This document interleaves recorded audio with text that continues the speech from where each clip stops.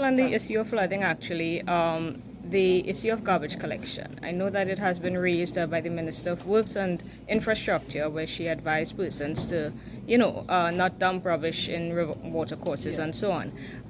What measures can or are or will be put in place by the ministry, apart from just advising people not to put their garbage there and other areas generally across the board?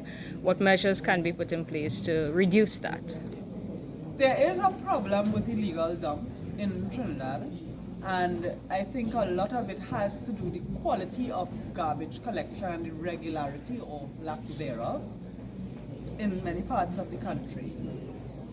Where flooding is concerned, my experience has been that a lot of the debris that cause flooding tends to be natural materials such as bamboo, tree trunks, and so on, that block up bridges and cause things to overflow. But there are instances where you have things like mattresses, old appliances, large appliances being improperly disposed. And one of the things that I see as a mechanism to reduce that is to ensure that our litter prevention wardens units in each corporation is functional. Now, when the UNC was in government in the previous incarnation, 2010 to 2015, we had litter prevention units in every regional corporation, comprised of persons from the corporation. They were well trained in court procedures and a number of other areas that really strengthened them. And when the government changed in 2015, they fired all those litter wardens. The last government, subsequently in the last couple of years, instead of regional corporations hiring litter wardens, the ministry hired the litter wardens and assigned them to corporations. What you have now is several people are not assigned to their region.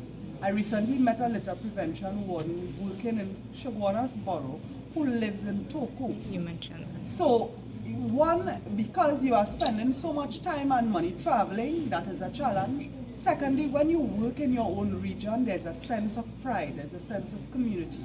And I would like us to realign the litter prevention program to ensure that we have personnel who will stay on, who are encouraged to keep their jobs, because we want to invest in them by training them properly to do work within their region and to encourage, to dissuade people from littering and so on. So we will be doing that work with our public health officers, our medical doctors, and every regional corporation. So is that for certain? That's something that you will be working on in the near future as Yes, Minister? I have already started having conversations with our litter prevention wardens. I do not intend to disrupt the program until we have a very firm way forward, and I want to also preserve jobs, because some of these people, although they are working very far from home, you can't just send them home because there's no vacancy close to them. So I am very sympathetic to the litter prevention wardens who have been under pressure for some time.